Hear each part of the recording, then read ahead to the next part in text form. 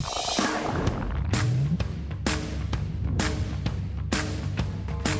right, here we go. It's Talkin Baseball 2022. Red Sox off to a 1-3 start. Tom Giles, Merloni, John Tomase, even though they're 1-3, you look at the Red Sox and you're finding some positives. Yeah, no, really. So listen, I look at the Red Sox, I see an offense that stinks. I see a starting pitching staff that's meh. And yet I'm concerned about the only unit that's delivering, the bullpen. I'll tell you why. Well, the bullpen, I tell you, has been pretty good. And even though you might have some concerns, it's the offense. It's the reason why you're 1-3. That's the strength of this team. They're one of the worst offenses through baseball in the first 4 games. Newsflash, by the way, Jackie Bradley's not a good hitter. Okay, so let's stop blaming him for not scoring runs. It's your good hitters that you should be blaming right now. And I look at it and say, hey, they're 1-3, just like they were a year ago. They were 1-3, and then they won all those games. I don't know if that's about to happen because I do have concerns about this pitching staff. We're going to get all into it here in the next 30 minutes of Talking Baseball, and it starts now.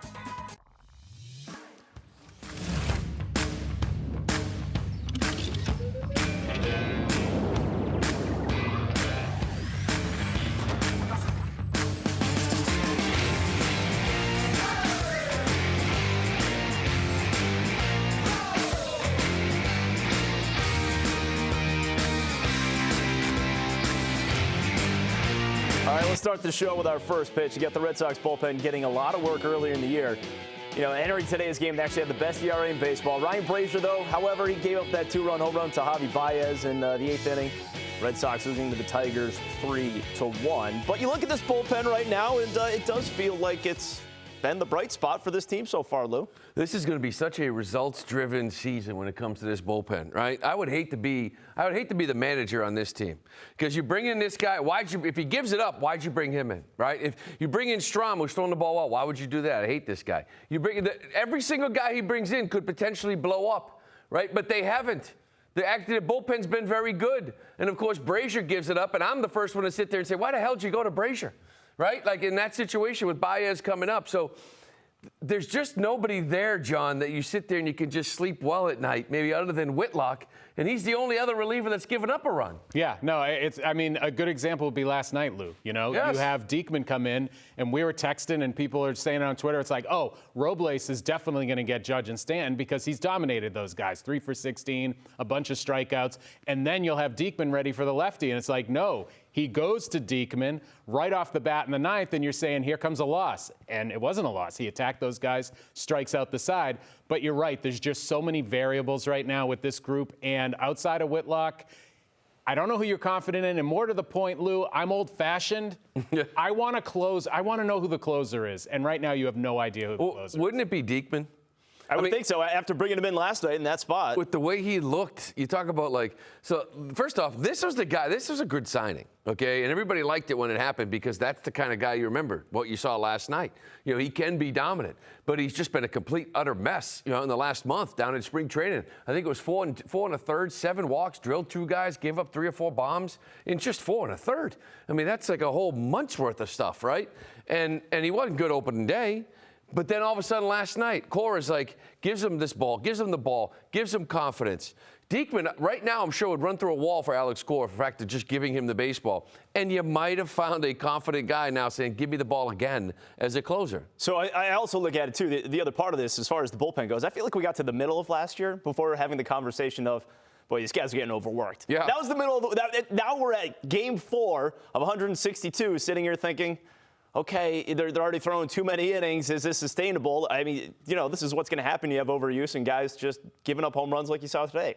Yeah, I mean, my thing is, so you look at the early going, it's 4 games. One Red Sox pitcher has thrown a pitch with the game more than 2 runs apart. It was Eovaldi in the first inning of the opener, gave him a 3-0 lead. He immediately gave up a 2-run homer. Every pitch thrown by Red Sox pitchers since has been within 2 runs, the game. So everything has been high stress, and you got to hope that when the offense, which we're going to get to, starts hitting, maybe some of that dials back a little bit. But big picture for me, you cannot ask this relief staff to give you 4 innings a game every single day, day after day, and expect them to last. Forget about October. You're not going to make it to July. You don't have the depth. A team like Tampa last year, they burned through relievers. They used 41 pitchers last year.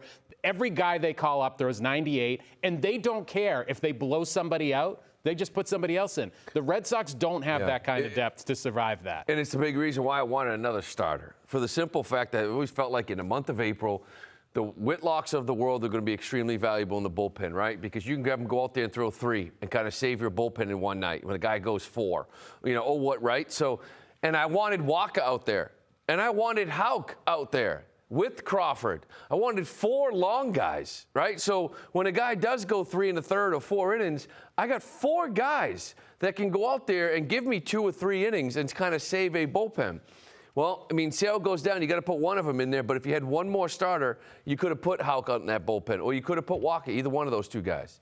And now all of a sudden, it's one of them with Crawford and Whitlock. Someone's going 2 or 3. But when you have 15 pitchers, I think he's sort of taking advantage of that here in April. Yeah, and we've seen, Tampa kind of employ that, as you brought up, John. But the other thing, too, here is the fact that your starting rotation is not getting deep into games. You look at the numbers so far, and through 4 games, they have not seen a starter go through 6 innings. You have Eovaldi, Pivetta, Houck, Wacha combined for a 5.40 ERA.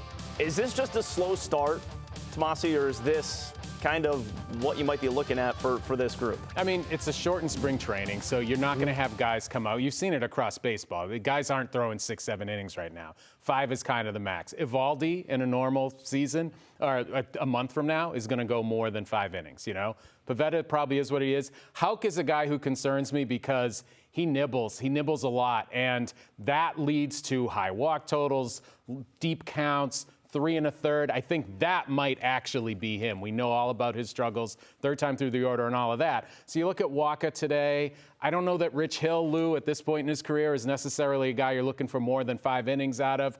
There's just too many of those kind of guys in the rotation. So, yeah, Eovaldi should give you more. I think Pivetta should give you a little bit more. The rest of them, this is what you see is what you get. Houck is the most fascinating starter in this rotation. Like when he pitches, I love watching because I love trying to figure out what he's doing. You know what I mean? I really do, because I watched this game, and I thought last year the split got a little more consistent. And I was like, okay, show it more against lefties. He threw 1 the other day.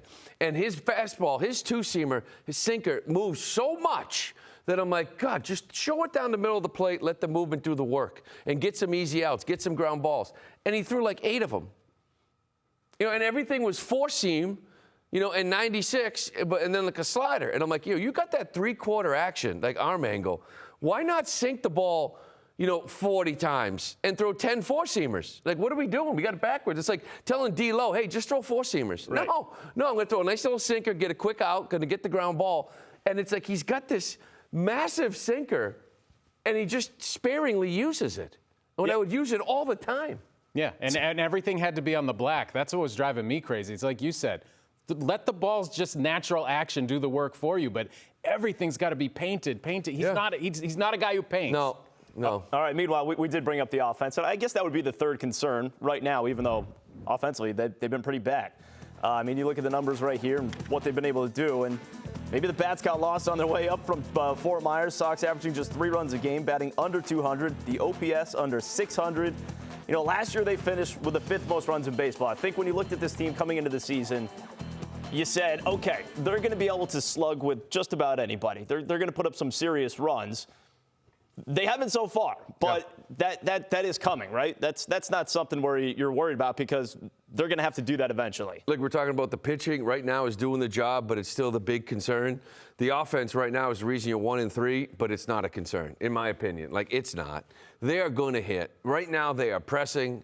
I don't like their approach. It's like Core always talks about trying to stay off the edges. They're all over the edges. They're expanding the zone. They're falling behind counts. And when they do get a pitch to hit, they're losing the barrel. And it's a pop fly to second, pop fly to short, pop fly to shallow right. Like, they're just off right now, and this is, they swing the bat like they should. They should be 3-1, if not 4-0. Yeah, and to me, Kike is sort of the guy who sums up everything you were just talking about. He had 4-pitch walk to start the season, and everything since then has been, this is a guy, he likes, as he says, he likes to ambush fastballs. That means yanking them. He's just hitting fly balls to right field. He's taking pitches that he should be swinging at and vice versa. And so he is kind of a mess right now. And to me, that, it starts with him. He's the leadoff guy. And he just sort of encapsulates where they're going wrong offensively right now. So, I mean, but, you do look at it, you are getting some pretty good production out of the middle of your order. Some of those guys are swinging the bat okay. Yeah, Verdugo, Devers occasionally. But getting back to Kike, I think it's interesting because he finished the year so hot that I think people think he's better than he really was last year. But it wasn't just October. It was August and September. I know, but that was the thing. And he hit 250 in the year. Yeah. Like all year long, I was like, man, I really like to have Verdugo in the leadoff spot. And it was like, no, we're going to stick with Kike. He's going to get going. And he did at the end of the year. But I still look at it and say, I don't know if he's a leadoff guy. You know what I mean? I think Verdugo is. And he's good. He's a good player. Defensively, he's outstanding. And I do like him. But it's like he is a 250 hitter. In my, 260 maybe. I just don't know if he's a leadoff guy. So you did bring up Jackie Bradley Jr. And I understand that's not their biggest problem, but that would seem to be the one spot that should be easiest to fix. Yeah. And at this point, if you're platooning and he's, facing all right-handed starters, that means you're going to see Jackie Bradley Jr. out there for like 100 games. Do they need to look at other options when it comes to the corner outfield position? Lou, you want to take this? What does Twitter have to say? Well, listen, I mean, I get it. They're not scoring any runs, but it's Jackie Bradley's not a good hitter. Okay, so stop blaming the kid who can't hit. Start blaming Bogaerts and Devers occasionally, and JD and these guys, Dahlbeck, Verdugo, whatever, Kike. Blame your good hitters. The guy is what he is. He's a 9-hole hitter. Unfortunately, he's a lefty. To your point, he's going to face more righties. I wish he was a righty. He'd only play against lefties and be a defensive replacement. Listen, you can go with this. If these guys hit, you'll be able to hide Jackie. But if they don't hit, there's going to be more and more noise. You're going to start looking at the player and saying, is it time to move on? What are our other options?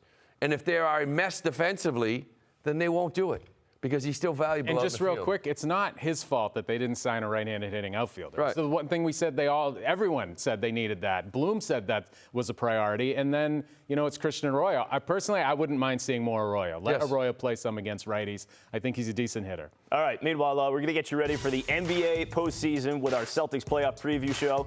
You got Amina Scal, Forsberg, Mannix breaking down the Celtics first-round series. It will be Thursday, 7 p.m., and it's presented by TouchView Interactive Display Panels, available at the Oakers Company. Coming up next, so he did not have new deals for Xander Bogaerts and Rafael Devers. Could they be here today but gone tomorrow? We'll be talking about a story that could be hanging over the Red Sox all season long when Talkin Baseball returns.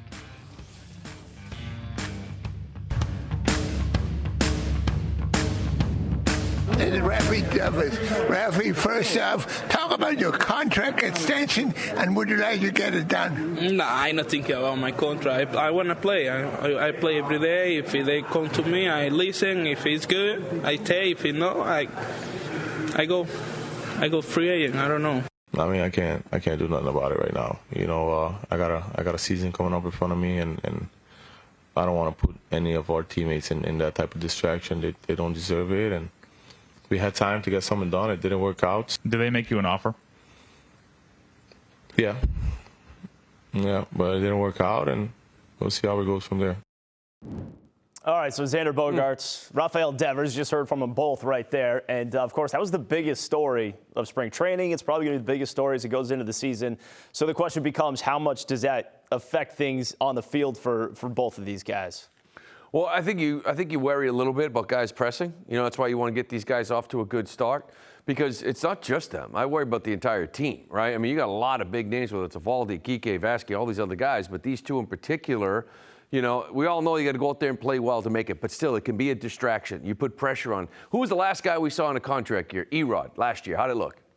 Wasn't good. You know what I mean? It wasn't good, and things sort of built on him. So you want a good start for both of these guys who might be feeling it a little bit. Yeah, and part of me wonders sometimes if, as Bloom is putting a roster together, and I want to be careful because I'm not just, he's a numbers nerd and he doesn't understand people, because I don't think that's the case. But having been around this for a while, when guys are in contract years and it's not working out, it can impact the clubhouse in a major way. And we're not just talking two guys, like Lou said. There are a number of high-profile guys, starting players on this team, who don't have contracts. Who does have a contract? Garrett Whitlock. Like, those are the kind of guys that Bloom will make deals with right now. But when it comes to somebody you really have to pay, it hasn't been there. And I watched those two videos and listened to that sound. Devers sounds like, hey, if I got to get to free agency, I got to get to free agency. Bogey sounds depressed. Oh, He yeah. does. Like, he sounds depressed because he wants to be here. And I have a problem with that. When you have a guy who's already taken less to be here, and he clearly wants to be here, and you can't make it work because of maybe his age, his position, whatever, it's like you have to be able to take a step back and say, you know what? I don't know. I forget who made the comparison, but he's kind of like the John Lester. You know he can play here. You know he wants to be here. Just get a deal done. So is this on Chaim Bloom or is this on ownership? Because, and obviously it takes both sides to kind of make it work, and maybe both players turn down pretty good offers, but who do you put this on? I mean, it's got to be on ownership. I mean, they're the ones that sign the check, and if they really want the player, if Bloom comes and says, listen, that's outrageous, this is their ask, and John Henry's like, good, we take it. You know what I mean? Like, whatever. I don't want Devers going anywhere or Bogaerts going anywhere. You know what I mean? I don't think Devers is going anywhere. The question for me with him is, what is he looking for? You know, what scares me is the contract I believe Soto turned down was 13 years, right? $350 million. Because if you're Rafi Devers, do you want a 10-year deal? Do you want a free agency at 35? I don't think so. I think you either want a 5 or 13 years. Take me to 38. You know what I mean? So I don't know where his head is at. I don't know what he's looking for. But I wouldn't want 10 years if I was him. I'd want to be out of here at 29, 30 years old. I want a 5-year deal, hit free agency again. Or it's no in between. I either want 5 or I want 13. I want the retirement plan. Yeah, and you know what? So I'm going to rewind a little to your original question. I actually put this a little more on Bloom right now. I understand that ownership at the end of the day can step in and say, you know what, just get a deal done. But I think when you're talking about exchanging offers, I think that starts with your chief baseball officer. I think he's the one who has made that both players rejected. So I think right now it's more on him than them, and they're going to get to the point where they have to decide, do we overextend? Do we overrule our baseball ops guy? What do we do? I don't think we're to that point yet with ownership. And meanwhile, you did bring up the Whitlock signing, the extension that he got, and that just feels like one of those. It's an easy one to put out there if you're Chaim Bloom, right? That's a team-friendly deal to get a guy like Garrett Whitlock, and especially he's got some versatility. Give Garrett Whitlock a big hug, right? I mean, that's what you kind of do. And like there's a cynical side of me that sort of feels like, hey, we weren't going to put him in the rotation until we kind of locked him up. Because the minute we put him in the rotation, if he's outstanding, those arbitration years go up and the free agent money goes through the roof. But hey, now that we've got you at a nice cheap rate, $8 million and $10 million, possibly those 2 free agent years, now we got a cheap starter when we throw him in the rotation next year, right? Yeah, and so that, to me, that's the kind of deal that you win. And when you're talking about players the caliber of Bogaerts and Devers, I don't know that you're ever going to win those deals. You know, Devers is a $300 million player. Like, even if we don't believe because of his position and all of that, should he earn that much? The fact of the matter is he's going to get that. He will get that on the market. So you have to decide, do you want to overextend and pay him what he will get on the market, even if it's not a win? Garrett Whitlock's a win. That's an easy one. So Chaim Bloom's handling this one way. Meanwhile, you got Brian Cashman down in New York who's handling things a little bit differently, Lou, when it comes to potentially looking to extend Aaron Judge. Let's check out that sound.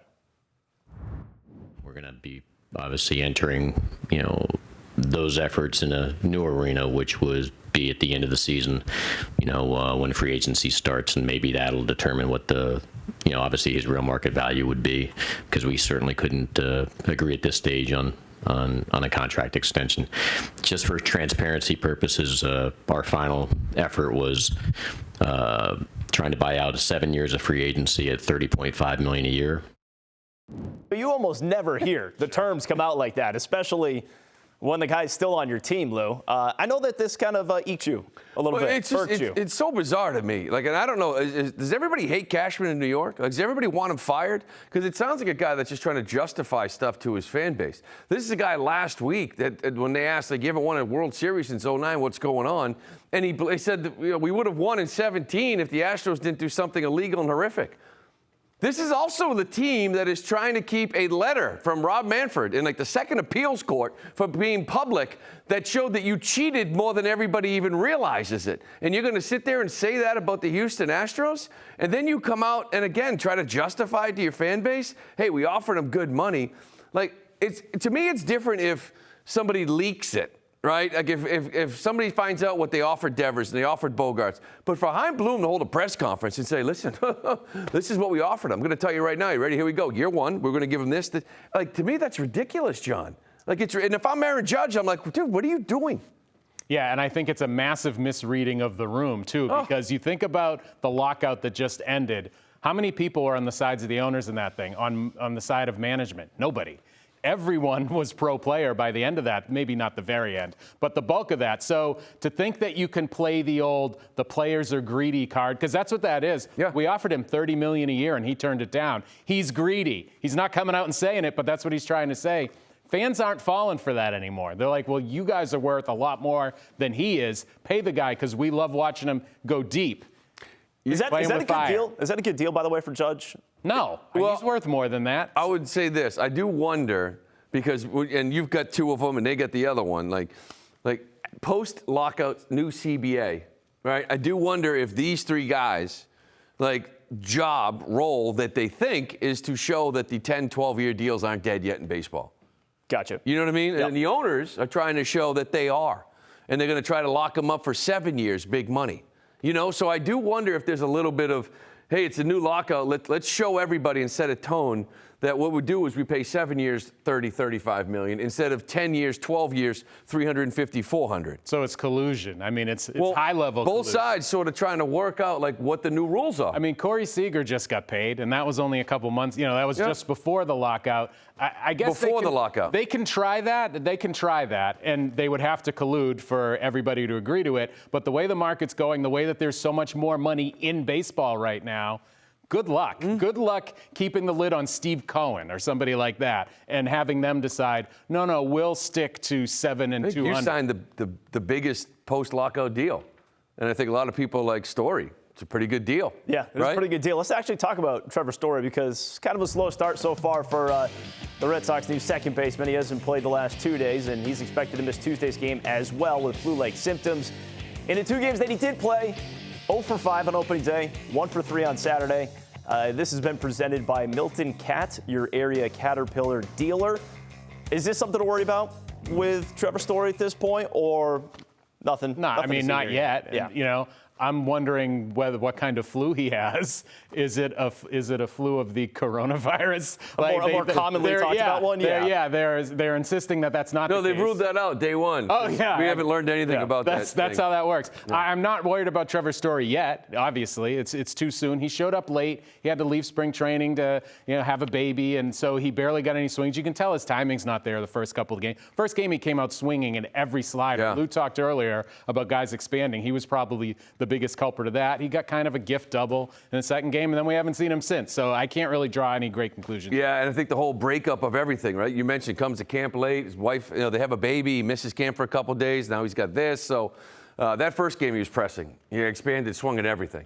And that second game, that little double gift that he got, it was like, okay, there it is. Okay, let me breathe a little bit, right? But I do think there's a lot of pressure on him. He puts it on himself. Like that, he grew up with the Rockies. He's now changing leagues. He's on a new team. There's a contract with him. And oh, by the way, I play shortstop. The leader's also a shortstop. So I do think the transition, you'd like to see him get off to a good start because you can put a lot of pressure on yourself when you do that for the first time and try to prove to everybody in that locker room you're worth it and you can help the team win, right? So hopefully he can get some games under his belt and get a couple weeks in. All right. One thing I'll say real quick, too, I like what he's done defensively. He's great. You see him being aggressive. He's cut off Bogaerts on a ball in the preseason and now in the regular season. You saw him take a fly ball away from Jackie Bradley in short right field. So it's like he's aggressive going after everything. Yep. So I think that's a good sign right there. All right, you talk about expectations. They're completely different in Denver than they are in Boston. Mm-hmm. So as far as expectations for this team go, we'll see where they're at next week. But 1-3 start, that's going to do it for our first episode of Talkin Baseball. Tom Giles, Merloni, Tomase. We'll see you next week.